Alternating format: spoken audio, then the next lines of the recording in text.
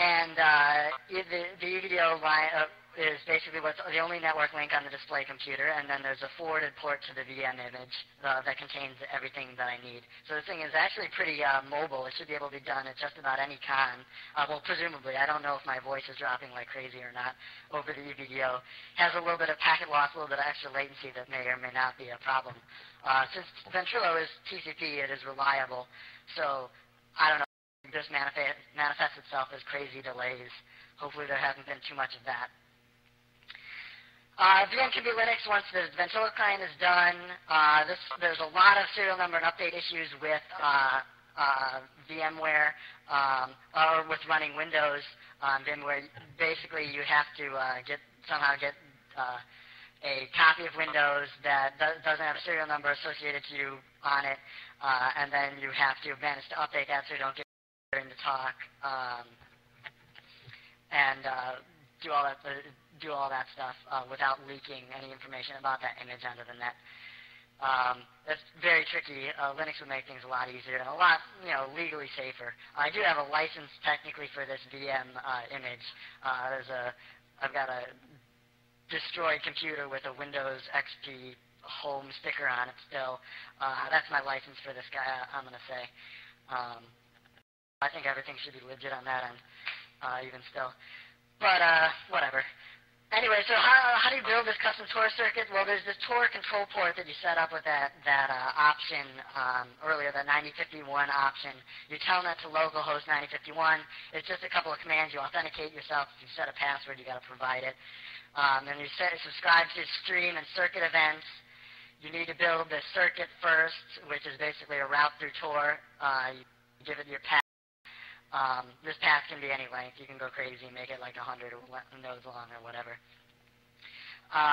And then you get a circuit back to success status, and then when you make a connection to the Tor SOX proxy with like SSH or whatever, it tells you, there's a stream in. What do you want to do with this thing? Because you told it to leave it unattached. You then say you attach it, and then you're connected. You also have to watch this exit policy on this last node. Run down to the bell here, I guess. But we're almost done, I think. So the documents and tools, all IDA copies are tagged, so like you don't want to ship any IDBs around. I think people are working on trying to make those, working on scrubbers for those. But the SDK appears clean. It appears to be non-unique for copies of IDA, so to build a plugin, you don't really have to worry about that. Your identity being leaked through your IDA copy. OpenOffice is used for slides. Basically, the open document format is just a zip file with XML in it, easy to verify that there's nothing in there, and then even that is converted to PDF, so maybe this doesn't matter. Microsoft also has a metadata tool, but I don't know. No thanks. Another license you also have to deal with in the event that you get owned. Goals try and break as few laws as possible. This is a proof of concept, and it may fail. Okay, so Windows Serial.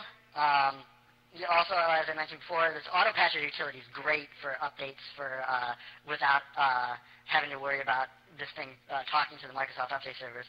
There's also a proxy config option that allows you to set up a proxy for updates. You can use that as well. Auto patcher is just so much nicer, though. You just download it and then come back and get it later. If you screw up, you can just easily re-update later, reinstall and re-update later. GDK is free, but MS will only mail it, presumably to track sketchy people like me. But there are, obviously ways around that. Setup, and you also have to watch your symbol path in WinDebug so it doesn't query the symbol server for, tron.sys or whatever. You want it to search locally. And then all your research and stuff should be done through Tor. You don't want to issue a whole bunch of Google queries for all this shit from a single IP and Google cookie would be very bad. Probably be one of the first stop shops for trying to figure out who had done this. I would guess maybe, probably. Good start, anyways. All right, so anonymity. Believe it or not, this doesn't hurt quite so much as it looks. Basically, but there are some issues to this. It's easy to. So even even if you're technically sound and you do everything right, your friends who you try to either enlist for help and who had other commitments, or even those working with you, they may not be as careful as you. They might post to forums or slash stuff for their +5 karma points. To either defend your talker, to say, oh yeah, I know that guy, or post as anonymous coward or whatever, without taking any other precautions to protect who they are. And then, repeatedly visit the con website, mention, brag that they know the speaker. From a work IP or an IP that reverse resolves to with their name, that'd probably be another nice one that I'm sure can happen. And then these intersections, it may seem like this is kind of, overkill, but subtle intersections do add up. Even, like, buying a Linksys router is no big thing, but if you're already somewhat a suspect, you do have the skills, and you did buy a Linksys router on your credit card or whatever, then that's a possible way that things can go down. Or you ordered it online because you can't get the non-VxWorks ones anymore. That's another big problem. And then, mistake things, talk setup testing. If you screw up, let something leak out during a test, or you discover something during a test that you've done wrong. That's and then, basic other things, slide style, someone recognizing the way you lay out your slides, someone recognizing your code or commenting style, someone recognizing your stuttering, your ums, your whatever while you speak. That's another problem. And then from here, the man can go round up all your idiot friends who posted on the forums and give them a good rundown. I recommend that. I think that's a good idea, guys. Could deserve a good talking to. Well, maybe that didn't happen. I don't know. I actually have no idea. They wouldn't tell me, I'm sure. Just think I'm crazy, which of course I am. So numerous downsides. There's no resume padding. Obviously, no PR whoring. So Greg Hoglund need not apply. Audience is defined as the human element. You guys, I can't really hear you laughing, or not laughing, or throwing things, throwing chairs. I don't really know. And so it's not optimal. So I have no idea if you're with me still, if I'm even still there. Also, I'm deprived of networking with others at the con. If I show my face, it's obviously probably problematic. And then if I fuck up, it just looks stupid. Or maybe the thugs will come and break your knees. Some folks from Blizzard or Sony or whatever roll out and get my knees broke. No thanks. So, last closing thoughts. Is it worth it? What the hell? We're hackers. Yeah, we'll do anything once. It was fun. Very exciting. Need to try and prove that you can do. Also helps to raise awareness of privacy-enhancing technology. Privacy may be dead or almost dead as a talk tomorrow. But as technically competent people, we can build and use tools that at least can try and ensure some level of privacy for the things that we want to keep private.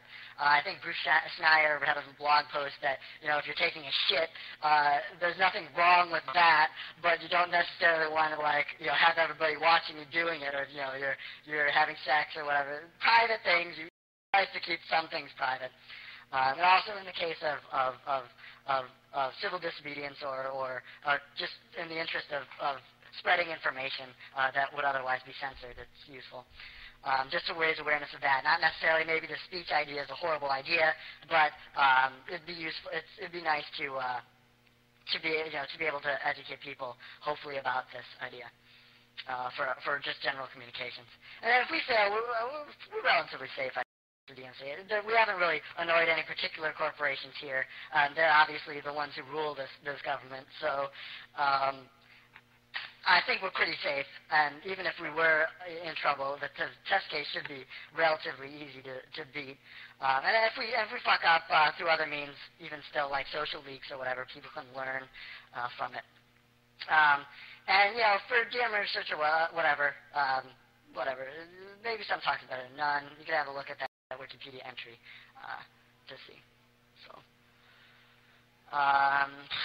that's I guess that's pretty much it. A little bit over, but started kind of late. But so hopefully everything's all right. Here's my contact info. I'm gonna try and be on IRC temporarily. I might be on no logins Silk server a little bit longer. It seems like a nice place to hang out. I hope that's not a problem that I mentioned that. Probably going to be there for a little while as Alan Bradley. Probably only on Freenode maybe for. It won't be immediately. It'll be like as soon as we do the takedown over here and get someplace safe. Probably be on there. And then the talk setup paper is not written yet. We'll try and post that or a link to the Tor wiki at a later date, maybe a couple of weeks. So look for it there. And then Tron is not posted anywhere except for the Toorcon website. Just finished, just put some final touches on it for the Toorcon release just a couple days ago. So we'll put it up on OpenRC. Keep it. They should. I mean, it's not really that big of a deal. Hopefully. We'll see. All right. I guess if this thing is still working, I can try and take questions if the mic is working. Or we can try and do questions relayed over IRC. There is an IRC channel open between me and Hikari. Yeah, since we're... So he can relay, I guess. Since we're running late on time, maybe we should just do questions on IRC. There's probably not much room for questions, I guess. If we're running late, there's only 2 minutes left till the hour. Yeah, let's, why don't you just take the questions on IRC? I don't know, whatever we're going to do. Okay, alright, thanks a lot. Is Torrat still on? Yeah.